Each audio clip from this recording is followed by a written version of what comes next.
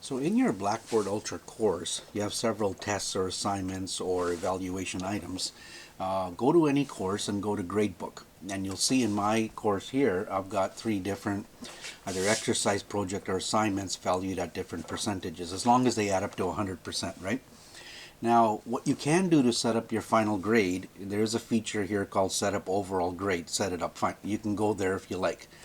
This video is more about doing a custom one. So in case you wanted to create one final grade column showing a percentage and another final grade column showing a letter grade, you can use this technique. So what you should do is in Gradebook, just go down here anywhere, find one of these plus signs, and we're going to add calculation. Now, it's a little bit daunting. That's fine. Just practice it. You'll get used to it. But I'm going to call this final grade, right, up here. And here you can say whether you want it to be a letter, percentage, or points, or what have you. So generally, final grades are either percentage or letter. So I'm going to say letter. Now, I have 3 items. You might have 10 items. You might have 15 items, right? And that's called a variable. So what I'm going to do is click variable, and it'll show up here. So let's choose our first item. Assignment number 1, or 30%.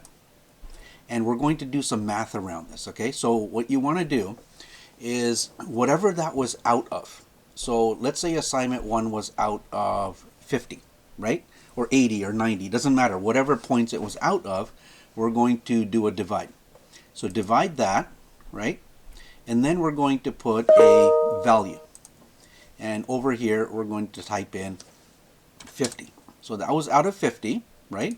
So whatever the student received out of 50 will get you a percentage. Now what we want to do is multiply that by, again, value, and it will be 30% or 0.30. Okay? Now, play around with it. You might need to add a times 100 around it. So that's the first item done. Then we're going to add the second one, plus our variable. Let's have a look. This time it'll be exercise 40%, which is actually out of 70.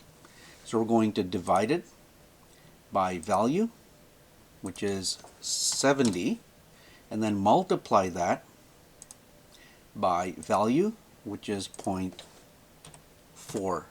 because it's worth 40%. Now we're going to do one more, plus variable, and our last assignment is final project, which is out of 100. So we're going to divide it, value, 100, and then multiply it by value. And this one is worth 30%. Or sorry, I guess you can just do 0.3. It doesn't matter. Now, it's got to add up to 100%, right? So 30% plus 30% plus 40% is 100%. Now, if you want to add, parentheses if you like, if you're doing intricate work, in this case, we don't need to, okay? So we click the validate button, and it will actually validate your expression to make sure you're not missing something. So, sometimes when you click in the wrong spot, these things disappear. Just double check. Now, when I save, here's what happens. I will get a brand new column, right? Close this. And I've got a column called final grade. See, right here, it's not visible to students. I can make it visible for students if I wanted to, but let's have a look. I've got a B, right?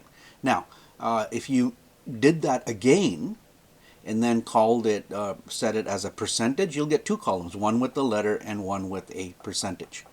So play around with that, have some fun with it. It's really nice. Once you set it up forever, as long as you copy your courses over properly, you never have to reset that again.